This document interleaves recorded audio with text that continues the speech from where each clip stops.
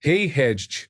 My dad, a 64-year-old male, recently had a head injury which forced him to take early retirement. What's worse, he can't do his old hobby of woodworking because his head injury prevents him from doing the mental math of measuring and cutting to length. He cannot concentrate because he basically has a permanent concussion now. He is in a pretty bad funk right now because he has nothing to do except watch TV. What are some positive hobbies I can get him involved in to help pull him out of this funk? Bonus points if it is easy to do but makes him feel smart. He is very self-conscious that his injury has made him feel dumb and could use some positive reinforcement. Story 1. What about gardening or houseplants? It's a bit of physical work but doesn't have to be backbreaking if you go on a small enough scale. It requires thought and dedication but nothing very precise, like watering this orchid once a week or once every 2 weeks. People think you're really smart when the plants grow, but it's actually easy. Story 2. Traumatic brain injury sufferer 2 years in. I'm in my 30s, but I've found Sudoku's really good for positive reinforcement. Get him to start with really easy ones, but he can build up the difficulty. I think it would be especially beneficial if he's feeling uncertain about his math at the moment. Also, it's hippy-dippy nonsense, but Yoga Nidra, a restful yoga where you lie on the floor and someone guides you through breathing or thinking, really helped me with concussion symptoms and gave me a mental break. I was massively skeptical and sometimes it gets a bit too hippie for me, but it really works. Story 3. I'd start with going for walks if he doesn't now. That will help keep him moving, help with a routine now without work, and help get him out of the funk. If you can, set a schedule to meet with him and walk together and chat, but also try to keep the pace up a bit. Edit. Tons of great suggestions below for things to add to walks to make them more interesting. I'd really suggest tagging along, though, and talking to him about what he might want out of life now. It's important that you help him come to terms with the change and get excited about what's next. Good luck. Story 4. I don't know what his limitations are, but photography could be really fun. He could venture out of the house, and you could even turn it into a father-son activity. You could go to some nice places, be in nature, and just take pictures of everything. Also, picking up art could be very fun. Even if he doesn't think he is a good drawer, practicing and finding different mediums is a great way to spend some time. Picking up an instrument, too. Story 5. Get into live edge woodworking. You take the slabs and just cut them to look how you want, then sand them thoroughly and stain them, and put epoxy or just spray polyurethane finish. I make my own legs, but there are suppliers even on Etsy that sell steel legs for around $100 to $150. The pieces sell for $300 or more each. If he isn't wanting to do large projects, then there are many smaller things you can do like cutting boards, coasters, and decorative pieces. People like to set them out and place things on them. I came to suggest woodworking and then saw his issue, and if he already likes woodworking, this seems like a great way to eliminate a lot of the math and still do what he loves. If you happen to be in North Dakota, I could make legs for him myself. I would be beside myself if I couldn't be in my shop. Story 6. Maybe a pet? Like a dog he can take out for walks and train. A parrot he can have with him and also train. Or chickens he can raise, feed, and the upkeep could be enough to get him up and about. Story 7. I introduced my best friend to cross-stitching and embroidering. From there, he branched off into knitting on his own. He's making everyone's socks and toques these days. Put on some tutorial videos on Chromecast and away you go. Something to keep busy with while feeling accomplished afterward. Story 8. Could he teach woodworking? Help someone with a project? Helping others might help him feel needed. I know that asking my dad for help seems to give him a boost. Story 9. Fish keeping, especially since it's an inside activity and involves regular maintenance on the tank, will keep him busy, but it won't be too overbearing. There are tons of forums and videos out there too, so he can learn about the hobby. Story 10. Keeping native bees is both a rewarding and environmentally important hobby. It's not too hard to do once you start and is very wholesome overall. I have many hives as a hobby. Native bees are stingless, so there is no need for protective clothing and equipment. Story 11. Birding is cool. Learn the basics along with him, and you'll both start seeing all sorts of things in the world that most people miss. Cornell Lab has great materials, including online identification pages and a good field guide hard copy book for poring over, flipping between pages, getting the professional tips for field marks, and keeping your notes or life list is a must and a pleasure. Try National Geographic Birds of North America if you're in North America, or you could ask the r/birding community what to use if you're somewhere else. Added bonus: there's almost guaranteed to be a community of birders where you live, who would be delighted to take on a newbie and welcome him into the fold. It's great exercise and outdoor time, but can also be done from behind a window if one feels unwell. There's no end to what you can learn and contribute back, such as with the annual backyard counts. Highly recommend. Good luck to you both, whatever you do, and good on you for being such a thoughtful, caring person. Story 12. When I was recovering from my concussions, I discovered podcasts. I am currently listening to stuff you missed in history class. I also really like Radiolab. There are some great ones out there about all kinds of subjects he might be interested in. Story 13. Think he would be open to an acoustic guitar or a harmonica? How about a meditation app like Headspace? Maybe helping him set up some oil paints and a canvas and have him give a go at art? Simpler yet, charcoal and a sketch pad of good paper? Story 14. My granddad picked up beekeeping after retirement. It's not too much mental math, and if you use half cases, it's not too backbreaking either. The nice thing about this is that he'll probably end up using his woodworking skills a lot, just on a much simpler scale. It's an instant conversation starter, and at least where I live, there is quite a big, tightly knit community of old men helping each other out. It will probably help him stay social as well. Story 15. Art. Have him try drawing or painting. It's a different skill set than technical things, so it might take a minute to figure out how to zone out. Cooking. Cooking doesn't have to be technical. I make lots of stuff with no recipes, just wing it. Maybe combining different flavors will access a different part of the brain for him. Houseplants and gardening. These involve figuring out what the plant wants and needs, then giving it to them. You can make it as simple or complicated as you like. Volunteering. Always needed, and there's usually something for everyone. Story 16. My dad, who is 69 years old, loves to go hiking in the woods. He is also a ranger now, so he knows everything about the plants, trees, and animals in the forest. So maybe hiking? Story 17. Maybe something related to woodworking, but not requiring measurements like carving or whittling. That's generally all done with the eye, so no math involved, and he still gets to be creative. Story 18. Does he like art? Maybe drawing or painting, or even those silly coloring books. I have a few coloring books I enjoy when I want to do something but don't have the mental capacity to paint or draw. Story 19. Learning bass or guitar is a fun experience.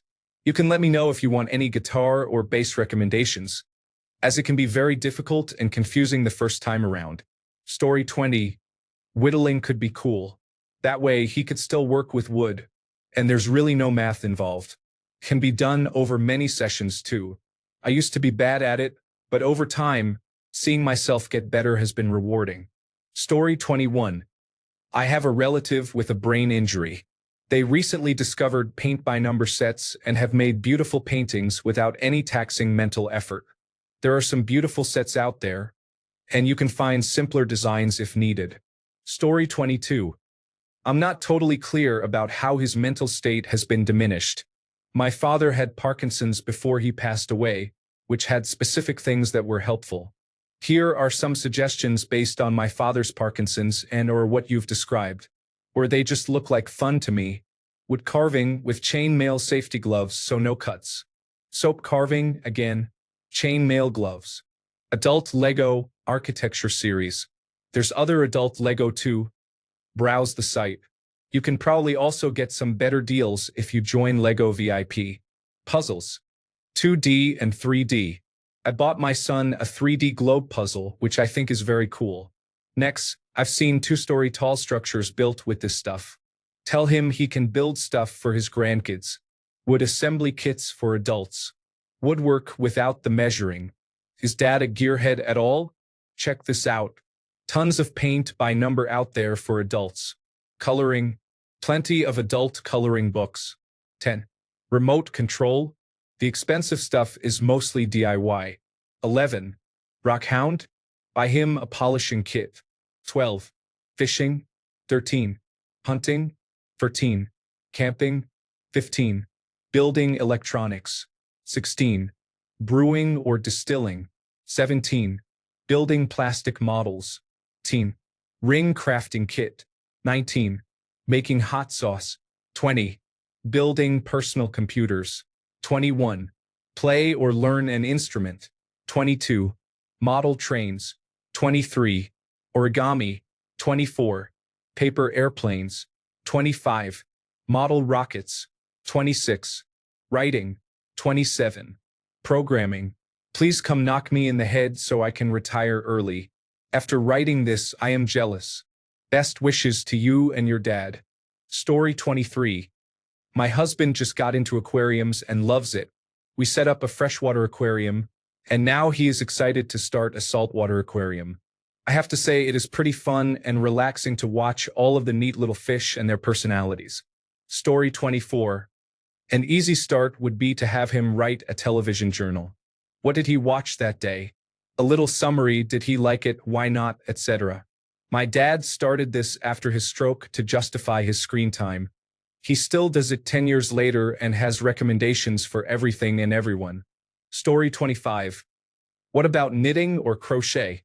They can be done in short bursts, and there are loads of easy patterns like scarves out there. Also, gardening for sure or houseplants for the winter. Story 26. I know brain injury matters, as I am a double traumatic brain injury survivor, with the incidents occurring 4 months apart. I would highly advise getting him a subscription to a service like Thinkly. Even casual thinking shows such as Brain Games or Jeopardy can be beneficial when he is sitting down. I completely support the idea of daily walks. Perhaps even get him a single earbud headphone set so he can listen to mind-expanding classical music or podcasts, if that's what he's interested in. My girlfriend's mother suffered a traumatic brain injury 1.5 years ago, and she recently regained half of her sense of smell. Feel free to contact me if I can offer further assistance based on my personal experience and observations from an older individual who experienced brain trauma. I can't promise anything, as everyone's recovery is different. However, I was told I was permanently concussed 6 years ago, after having both my injuries 5 years before that. Now, I'm even better than I was before. Good luck and best wishes for your father's recovery. Perhaps he might enjoy writing if winter is approaching. Story 27. I'm a younger man who has been unemployed for an embarrassingly long time.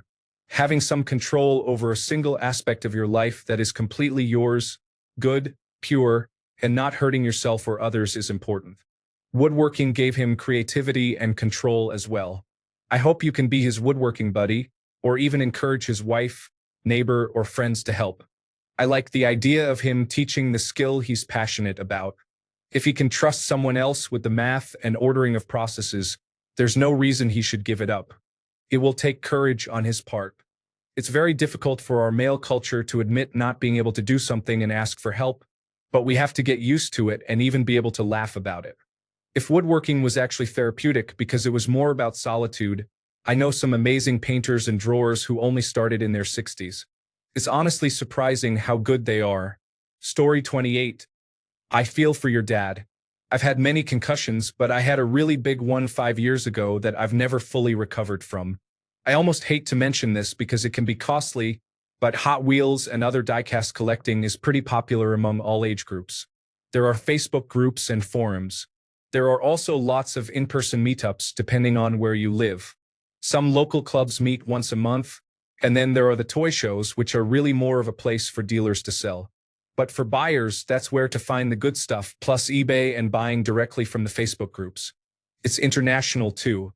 I've talked to, bought from, and sold to people all over the United States, Canada, England, other parts of Europe, Asia, and Australia. The expensive part of the hobby is collecting the Hot Wheels that your dad may have actually had when he was a kid. They came out when he was about 12, and those first 10 years tend to be pricey. Story 29. If he is interested in woodworking but struggles with the mental calculations for creating, how about restoring furniture? Check out some YouTube videos, visit a junk shop, and grab some old chairs or end tables. He can still enjoy working with wood but focus more on stripping and refinishing. Maybe he has to glue a corner back together or repair some veneer. He likely has the skills and tools. Along the same lines, he could try recaning chairs, not with the pre-woven mats, but the traditional style of weaving the cane in and out of all the holes. It's very satisfying. Story 30. It could get a little intense, but fostering dogs or any animal can be rewarding. I had a friend who had a similar situation, but his son signed him up to foster dogs, which made him so happy. He always thought he was unwanted because of his accident, and taking care of other unwanted animals really helped him find a new purpose in life. Story 31. Yoga and meditation really clear my head. Breathing exercises help me calm down and focus on a positive mindset. Also, walking around the neighborhood gives bonus points if you have a pet, like a cute little puppy to walk around the block. I hope this helps. Story 32. Since he likes woodworking and working with his hands, maybe ceramics? It doesn't require measuring and stuff unless you want it to, for example, making a stacking bowl set. It's very hands-on, and you get to play with mud.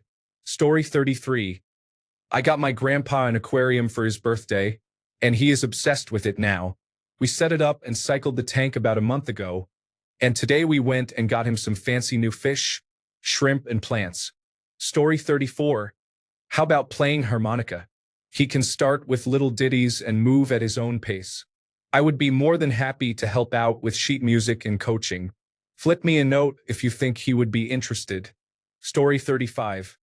If he can still do the physical part of woodworking and still wants to, why not find creative ways to help him keep doing it? Chalkboard or pencil and paper for measurement notes so he doesn't have to remember them in his head. Use a calculator if necessary. Measure stuff with string instead of rulers and numbers.